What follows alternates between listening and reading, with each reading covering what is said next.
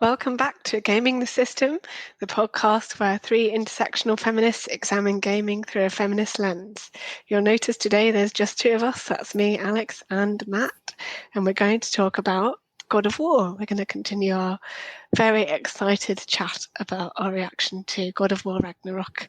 But before we start, if you do want to support us, you can actually subscribe to our shiny new Patreon. At patreon.com/gamingthesystem, all one word.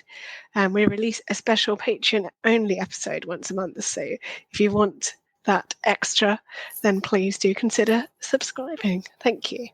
All right, Matt, did you want to kick off today's continued discussion of Ragnarok? Yes, absolutely. So the theme, what I want to talk about, and I've noticed this all the way through, and one of the most beautiful things to start off with, animals. Animals. Yes. The animals in God of War Ragnarok are magnificent. They're like an entire... I've never felt so much animal love and so much how important animals are in the life of the characters. Mm-hmm. Did you feel that way? Yeah, reflecting on it, now you've mentioned it, I feel like animals and like protecting nature and just generally like being aware of how we are not the only people to inhabit the world we live in. It's kind of pushing that message through the whole game, and they really brought all the animals to life a lot more in this game, in scary ways as well, like with the combat. There's an early part of the game where you have a sort of boss fight against a bear, and of course these are going to be spoiler casts, and we later find out that is actually Atreus in his bear form, which is his most rageful form, and at the time he couldn't control it, so Kratos very nearly kills his own son while fighting. I think they gave it a name in the boss fight, but I can't remember what it was called. Bjorn. Bjorn, yes, that's a very Nordic name, which is very cool. But yes, even they make the animals really stand out in terms of how they are, like how they're very wild and ferocious, but also how they are in terms of being a pet, because of course Atreus is an animal lover, and I think that really comes through how he cares for his wolves, and indeed Angrboda has some wolf friends as well. There's all sorts, but it just shows you all different sides of how we can connect to animals as well. They're all gods, but we're humans, and I think it's a very human thing to want to connect with animals, definitely. Yeah, it's just that I just from the first, when you see Fenrir, that makes you go, oh, they're not just wolves that pull the sled. They're beautiful little souls. Yeah, you can tell they've really become part of the sort of family unit while we've been away, which is very cool. And it feels like they had the three wolves, but I feel like the two, Kratos has his connection to, I think they're called Specky and Svanna. That's right. The ones that pull the sled, because they serve a purpose. They pull the sled. But Fenrir was just Atreus's pet wolf. So he I think that's another area perhaps where Atreus is sort of finding himself outside of what his father tells him to do. Mm-hmm. So I can't imagine Kratos having a pet just for the sake of having a pet. Just imagine him having one of those cute little sausage dogs, that kind of thing. Yeah, so from that very moment, the feeling, because Atreus can connect with animals through, you can sort of read how they're feeling. So that's at the very start, with he's got the Specky and Svanna, the lovely wolves, and then Fenrir. So that rips your heart out straight away. Did any other animals off the top of your head make a particular impact on you? Just trying to think, because there was also various mounts as well. Like even that we already talked about Heimdall and some of the creatures you fight. They're quite similar, like the like fire lion and the ice lion, which are really cool. I'm trying to think. I do remember. I want to bring it back. Actually, I had a thought in my head when you were talking about Specky and Spanner. I actually got really emotional right at the end of the game after completing the main story. I was finishing off a little side quest in Midgard where you'd found these gangs of I can't remember what they were, but they were like the sort of humans that had been left behind, and they were hunting the wolves and killing them for like no good reason. And we were kind of clearing them out for the camps. And once you've done that, you realise that Specky and Spanner were still feeling a little bit scared and anxious. And then you find out the reason is because Kratos has been quite he's not been very friendly towards them, or as friendly as he could be. And once he realizes that and starts being more warm towards them, they calm down, and when you pet them, you get a lovely trophy at the end. And I was like, oh, you get a trophy for petting them. You can be friends now. It's so good. It just made me really reflect on how Kratos had changed the way he viewed them, from being a utility to being friends and companions a little bit more, and kind of not in memory of Atreus, because obviously he'd started his own adventure by then, but it did sort of feel like he was channeling Atreus' spirit and thinking of how he would react in that situation a little bit more, which was really nice. So it made me quite emotional. Oh, that's such a good point. Because otherwise he probably would have been just uncomfortable, because that's how Kratos gets whenever there's any kind of like emotional stuff. He gets uncomfortable and it's easy for him to shut off. But in that moment he must have gone, and heard, what would Atreus say if he was here? Yeah. And then he actually, it's not just saying something or thinking something, it's the action of actually. And what I liked was that Freya was challenging him to think that way as well, to consider different things might be happening, which is really cool because it shows how their relationship has evolved as well and how they help each other too, which is really nice. And of course, Freya has a really strong connection to all the animals and nature as well.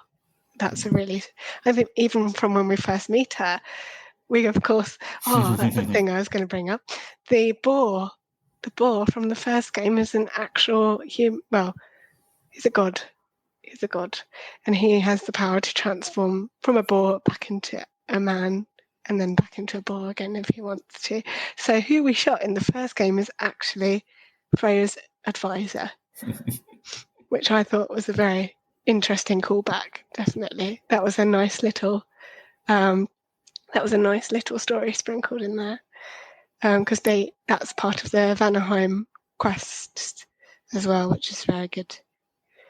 Because that's basically a whole game in itself, Vanaheim. Yeah, madness. Playing through the scene where Atreus goes to visit Freya. Charlie? No, we'll get to that.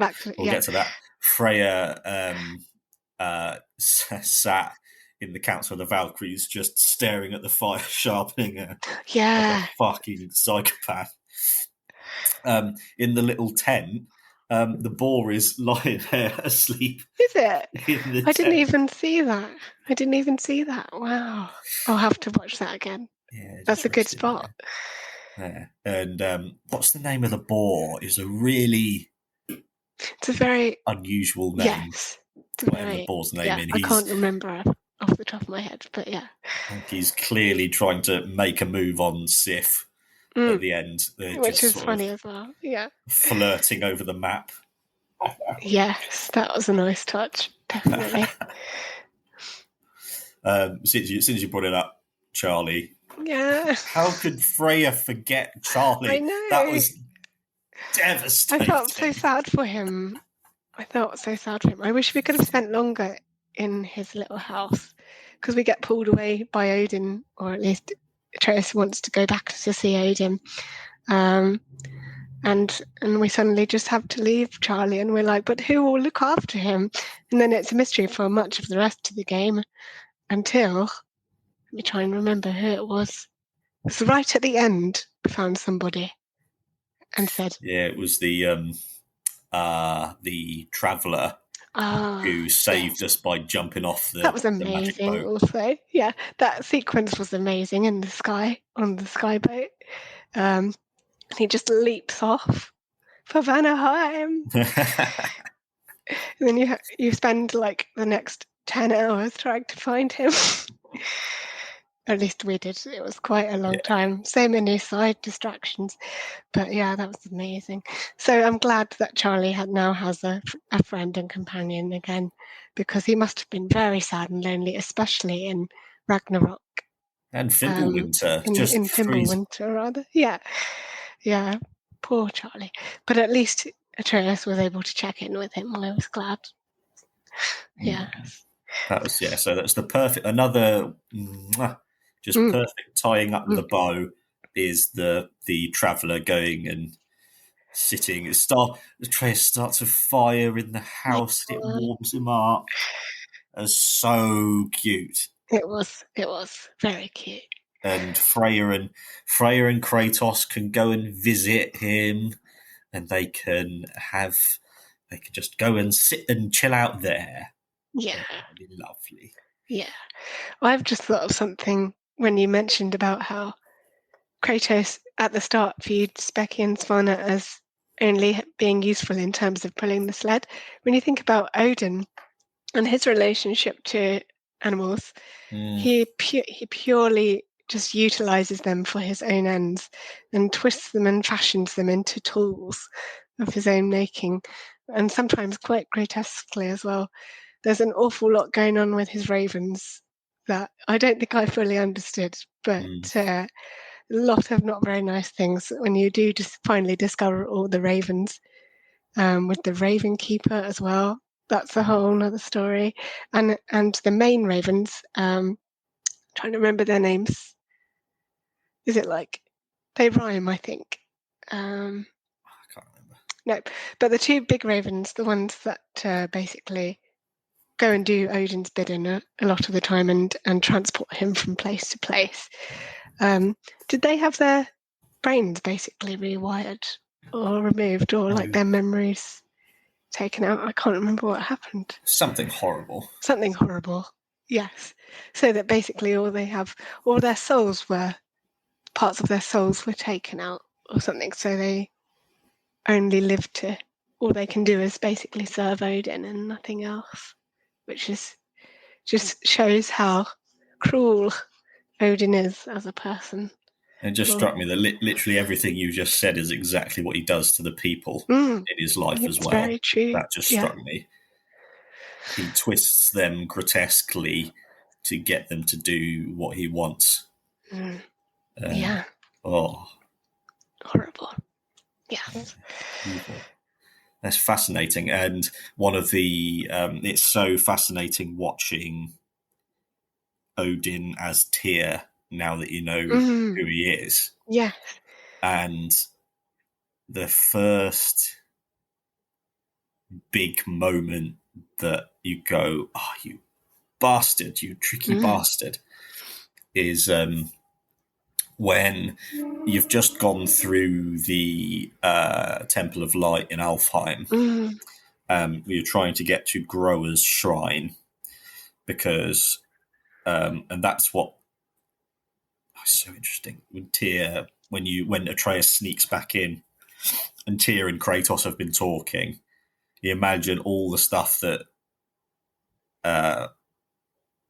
Odin has just learned that he wasn't able to learn from Boulder or something. Yeah. He didn't know that, so learning all about that, and then it was his idea to go to Alfheim to look for Groa's shrine.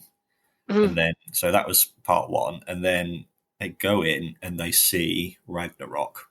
But Then they see that actually in Ragnarok only Asgard gets destroyed. Yeah.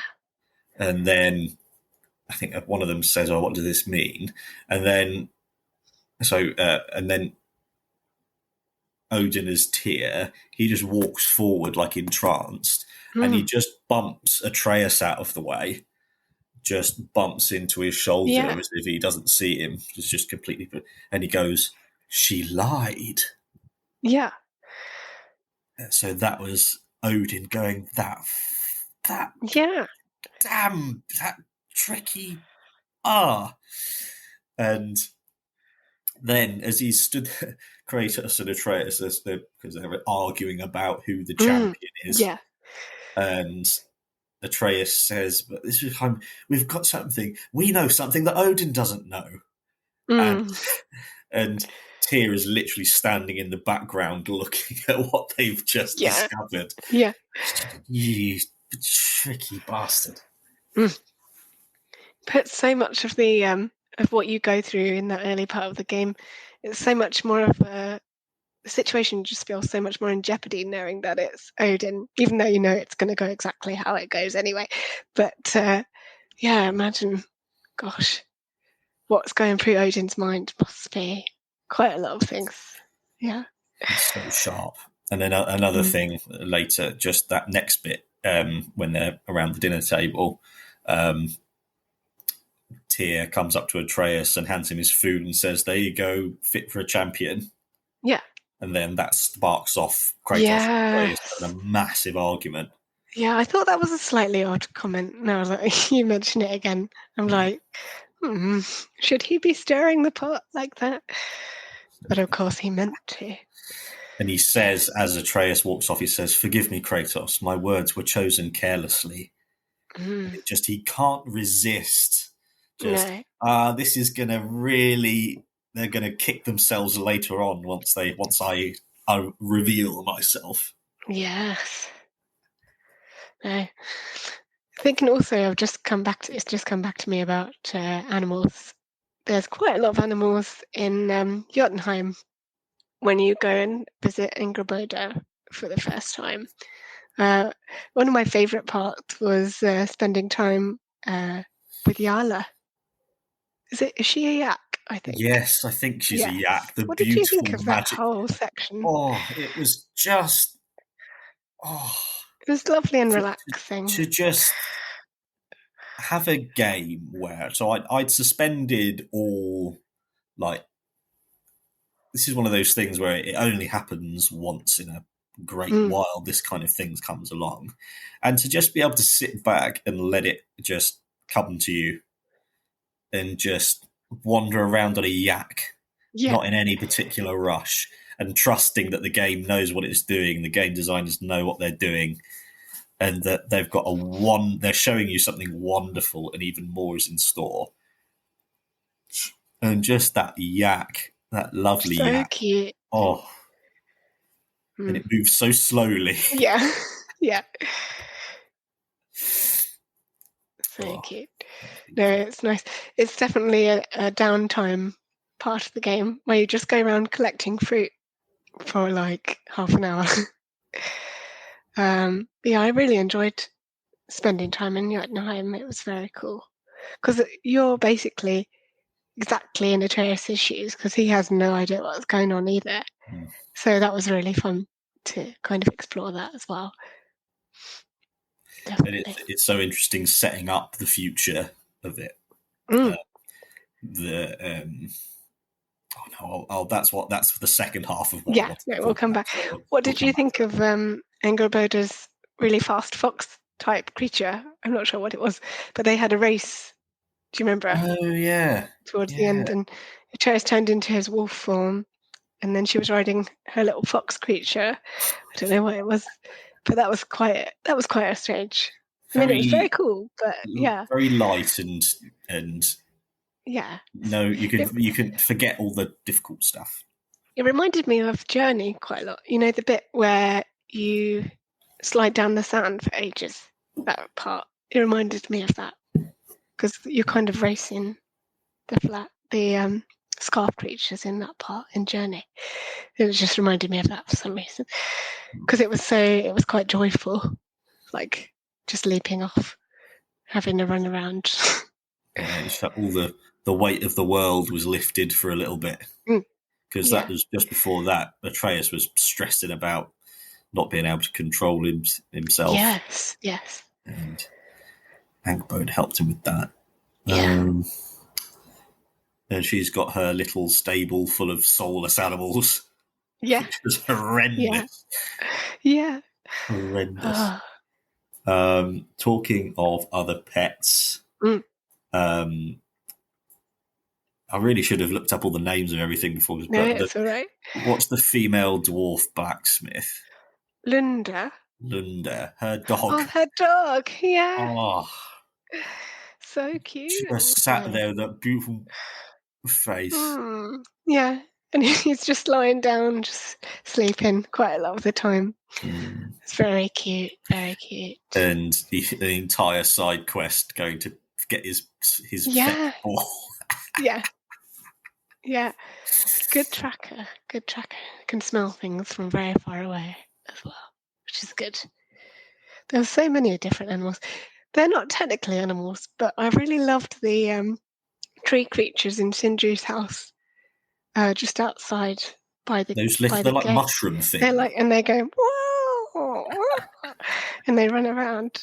They're very cute as well. It took me ages to find what was making the noise, and then I saw it just like running around. I was like, oh my god, it's a mushroom. It was very cool. And also, we should probably talk about Ratatoska as well, who was voiced by YouTube personality ProZD. I recommend looking him up, Matt, if you don't know who he is.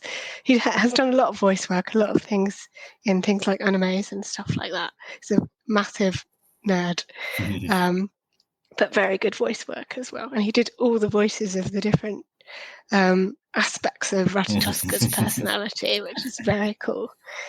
Did you know that if you hit the chime enough times, it unlocks lots of interesting dialogue from Ratatoska, which is hilarious. I watched a video of you just do it forever, and he just keeps on going. Oh, I will not react to this, and eventually he just goes around in circles doing that. Yeah, that's hilarious. And eventually you do it enough times, and he'll be like, "Stop with the chimes!"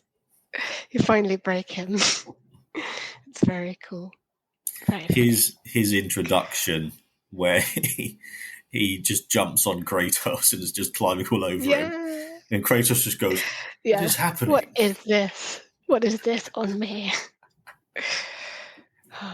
I loved another thing. In the journal, instead of Atreus writing in the journal, Kratos now writes in the journal, and you can read all his thoughts on everyone you meet through the whole journey.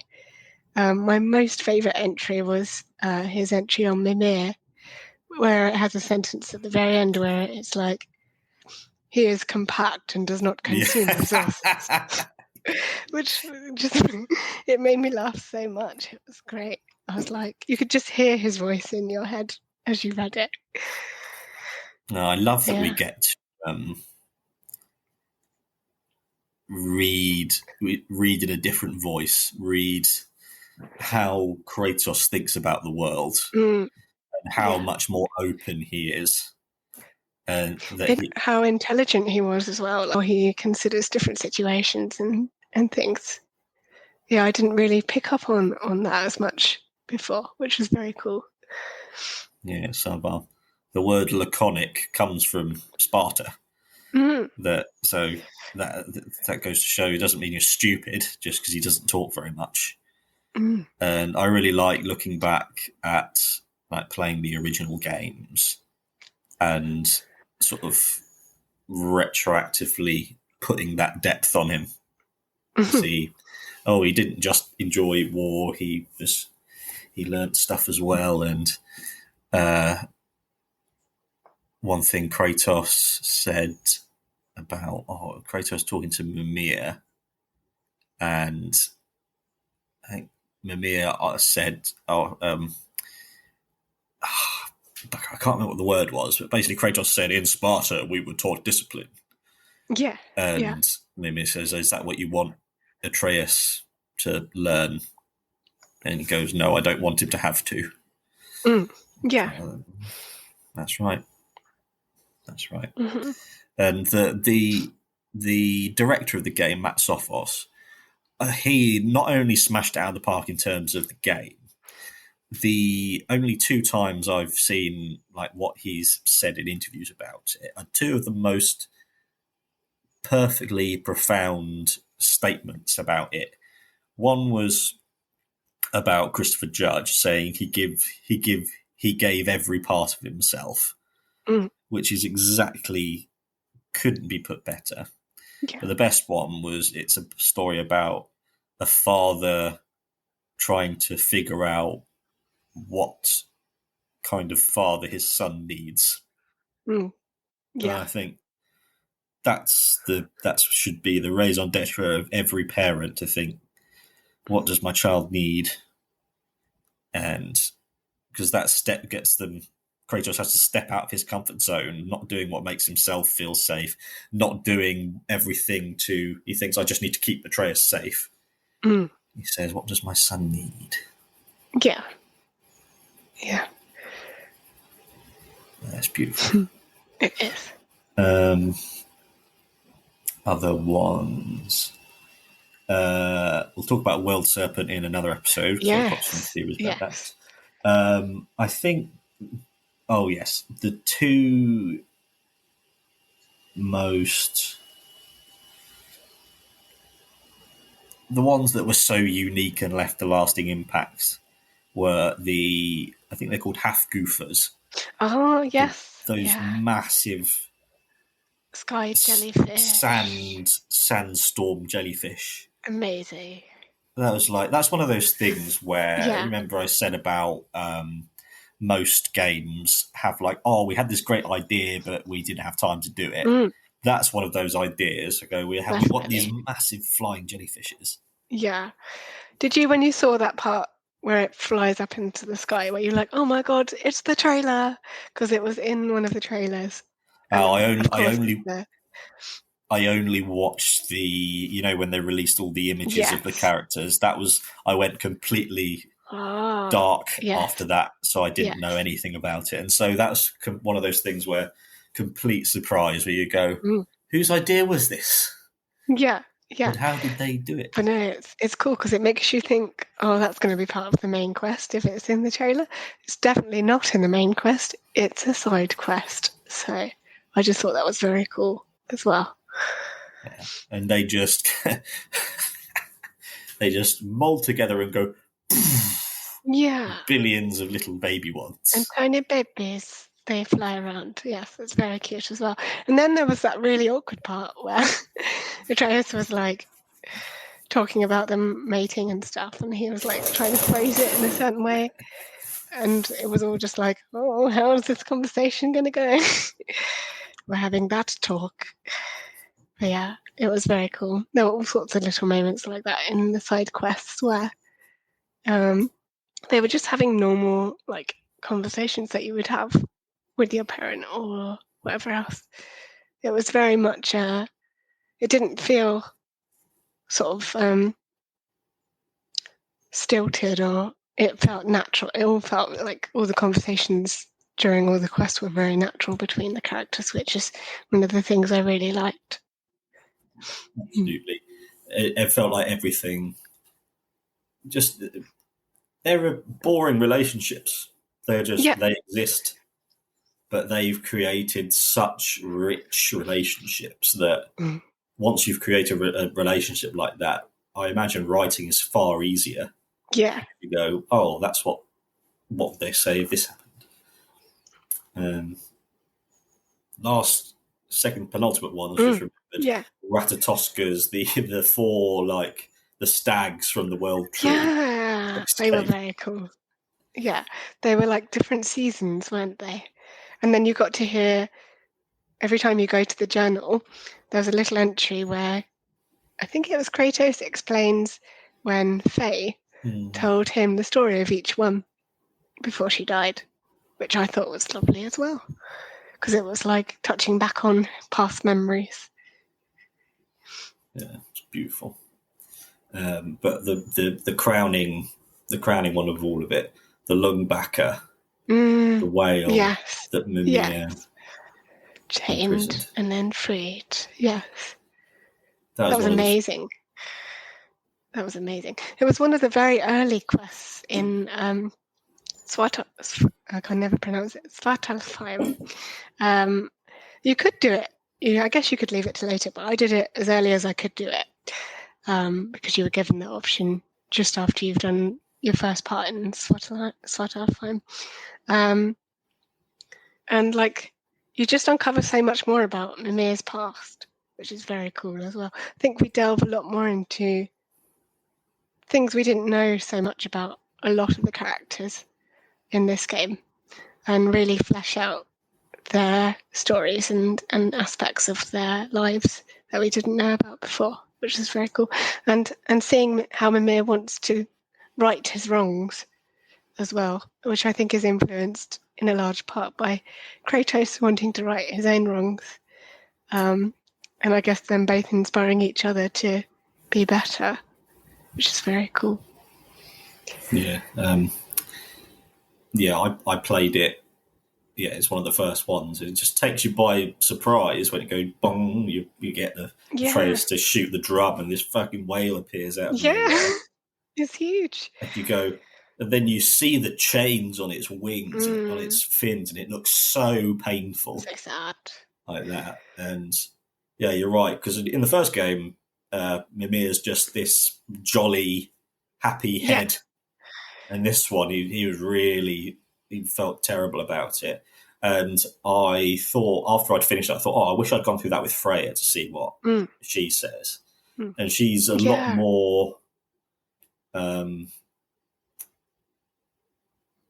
trying to help Mimir. Yeah. Because Kratos is really angry and traumatized, because that's so how he was for years. He was literally, the blades of chaos were seared onto his skin. And Freya says, don't you think that being chained to a tree for hundreds of years counts as some penance? She's trying to help him. And then they crown off perfectly. Atreus says, Kratos says, there is no fixing some things, just better than they were. Yeah. Which is very wise. And then Atreus says it likes the wind. It likes feeling the wind on its face. Yeah. And then Freya says the same thing as well. And you just go, that's just. It's brilliant. When I think about those two that you've mentioned, the Hafgufers and the Lindenbacker, basically those quests represent us as the player trying to undo the enslavement and the impact that Odin has had on these two different realms, and how he kind of has plunged them into like servitude and war, and the impact that it's had on these creatures who are essentially blameless and innocent, and how we're trying to right that wrong as well as the player, which is just showing how it's kind of on across all levels, really, the impact that Odin is having and that we're having in righting those wrongs, which is very cool. Yeah, and again, back to the fact that Odin transforms people, warps them, twists them into terrible versions of themselves, because that's what he did with Mimir. It's what he did with Thor. It's what he did with Thor's sons, and what he did mostly with Freya. She sacrificed everything to marry him, and he was able to twist her and trap her. Yeah. Are there any other animal thoughts that you don't think we've covered? I'll probably remember one halfway through the next episode, but none that I can think of right now. No. Right, in that case, we'll just bring it to a close. Thank you very much, everyone, for watching or listening, and we will see you next time. Bye-bye. Bye. We hope you enjoyed that episode of Gaming the System. If you want to support us, you can donate to us through our PayPal by sending it to wearegamingthesystem@gmail.com if you want to send us a one-off donation. If you want to donate to us monthly, you can subscribe to our Patreon at patreon.com/gamingthesystem. Until next time, bye-bye.